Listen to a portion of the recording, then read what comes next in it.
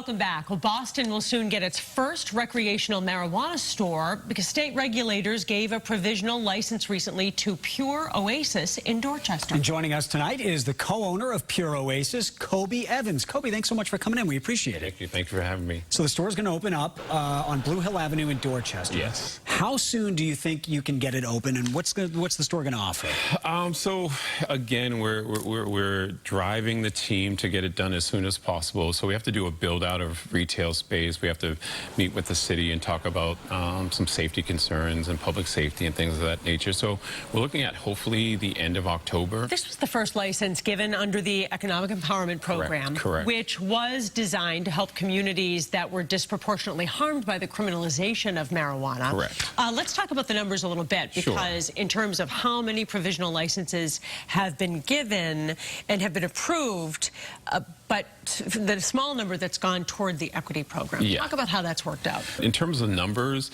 again, there are a lot of companies that operate around the country that are poised for this opportunity, and so they're ready and they're able to navigate some of these gauntlets a lot easier than someone who may be a small business who doesn't have the experience. Right. You said in the Boston Globe that you actually think the outlook is bleak for other people of color looking to get a license in Massachusetts. Again, you're the first person of color to be a co-owner of one of these licenses. Yeah. Why is the outlook bleak? Well, again, the application process is generally straightforward from the state side.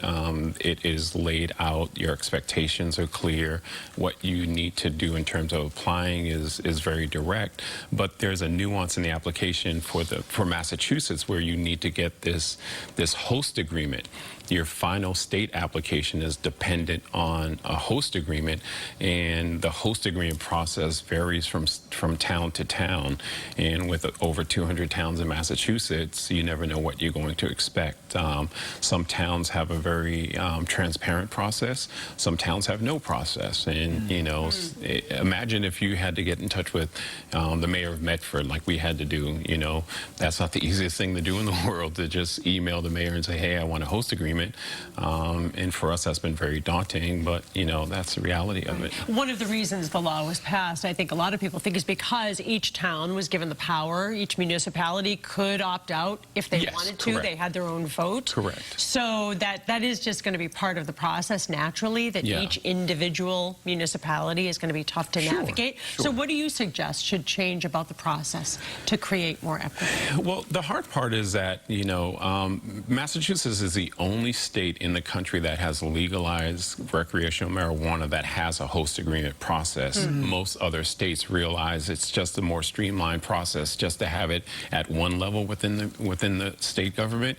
And so at this point, because it is hard-coded into the law, I don't know if we can navigate around the host agreement process. Maybe the law could be amended to say that, hey, if you're an economic empowerment applicant, you don't need a host agreement. That's the easiest way to fix the problem and to make it easier so that we can achieve the numbers that voters voted for. On the other end of the spectrum are people who, whether they live in Boston or don't, they don't want a marijuana store on their block. What do you say to people who are worried about right on Blue Hill Avenue there, maybe it attracts more crime, they might argue? What would you say to them? Well, you know, the interesting part is that we have deep roots in the community and we wanted to be responsible neighbors. So what we did before we even thought about opening up in the neighborhood is that we went to Denver, we went to Las Vegas, and we saw actual operating dispensaries. We went inside, we toured the neighborhood to see if there was an impact, whether good or bad. In most places, if you travel the country to ask or see for yourself, it's invisible. You see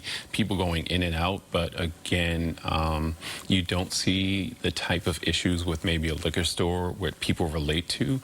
It's very professional because these are working class people who have better things to do than to stand around and get harassed by police for, you know, doing something that's illegal.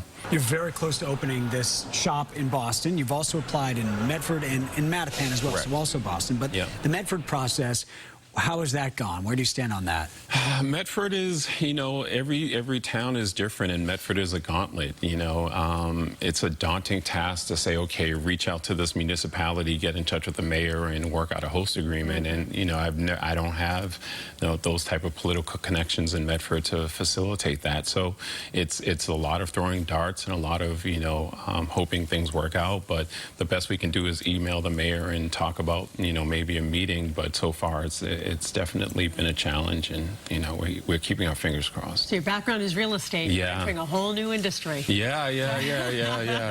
Kobe Evans from Pure Oasis. Thanks so much for coming in. We appreciate it. I appreciate it. Good luck. We appreciate it, Kobe.